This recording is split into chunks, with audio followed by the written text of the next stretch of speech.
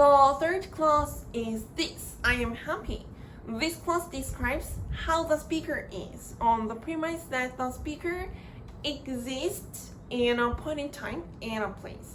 The condition of the speaker starts from the spirit and reaches out to the surrounding environment of the speaker.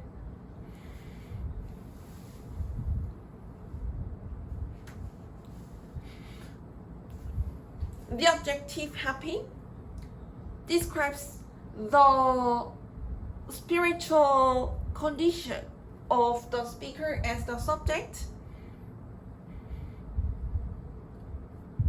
Because we accept that the condition of the subject starts from the existence of the subject allowed by V1,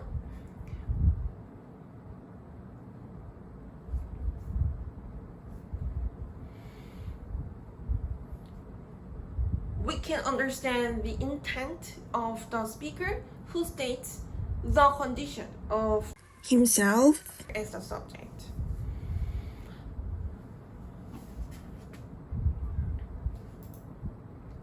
So the adjective happy describes the condition of the speaker with a description about the spirit. The fourth clause is this: you look good. The intransitive verb look is also able to describe the condition of the subject, the listeners. As the intransitive verb does not include the transitivity, the subject is the object of the statement that finishes the definition of the intransitive verb. The definition of the intransitive verb is started from the unstated subject. The subject can start and finish the definition of the intransitive verb. In this clause, the state, the listeners are stated to finish the definition of the intransitive verb look. This clause describes the condition of the listeners with the adjective good on the premise that the listeners exist.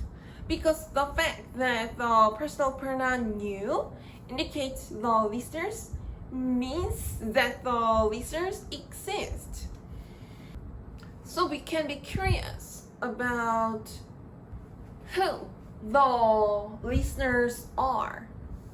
The action indicated by the intransitive verb look of the speaker who is not indicated in the clause is conveyed to the listeners who are the subjects in this clause. So the subject or the object of the statement by the speaker. This explanation is about a way to understand the definition of the intransitive verb look to describe the subject. The speaker states this clause in the second person narrative. The speaker who states this clause actualizes the action to see the listeners as the subject, and the speaker is not revealed in this statement. So the listeners are able to understand that the subject are